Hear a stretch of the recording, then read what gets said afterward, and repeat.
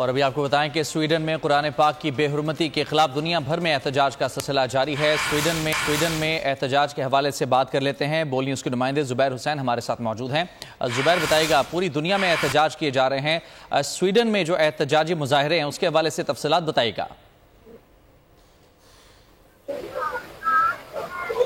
जी, आज स्वीडन की तारीख का अहम जो है वो प्रोटेस्ट माना जा रहा है, क्योंकि स्वीडन की तमाम तर मजहबी जमातों ने यकजा होकर आज प्रोटेस्ट की कॉल दी, जिसकी वजह से दारुल हुकूमत स्टॉकहोल्म और स्वीडन के तीसरे बड़े शहर और मुसलमानों की आबादी के लिहाज से दूसरे बड़े शहर माल्मो में आज अवाम का जम्मे गफीरिया मौजूद है। हर उम्र के अफराद, बूढ़े, बच्चे, जवान, मकतबा फिक्र चाहे कोई भी हो, किसी भी फिरके से उनका ताल्लुक हो, सब के सब एक ही जगह मौजूद है और सबका यही कहना है कि हमारी मजहबी किताब को तहफ़्फ़ुज़ दिया जाए, हमारी कुरान की बेहुरमती ना की जाए।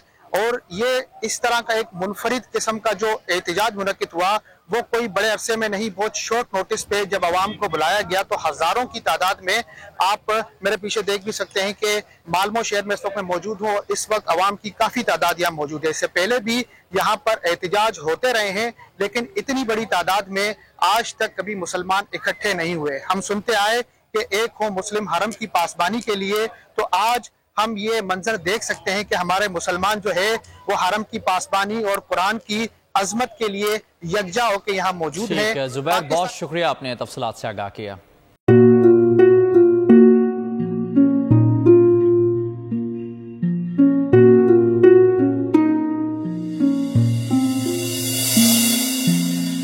अपना घर यूं छोड़ के आखिर बोल किधर जाएगा, ये जो पड़ा है वक्त कड़ा है, वक्त गुजर जाएगा। अब जिंदगी फैसले की घड़ी, सारी मईशत किधर है खड़ी, करने पड़ेंगे कठिन फैसले, तुझ पे ये कैसी आन पड़ी। देखना अब कुछ यूं बदलेगा हमारा पाकिस्तान, खुशियाँ वापस ला कर देगा हमारा पाकिस्तान। देखना अब कुछ यूं बदलेगा हमारा पाकिस्तान, खुशियाँ वापस ला कर देगा हमारा पाकिस्तान। देखना अपनी पहचान के लिए बोल, पाकिस्तान के लिए बोल, हमारा पाकिस्तान, मिशन मईशत। देखना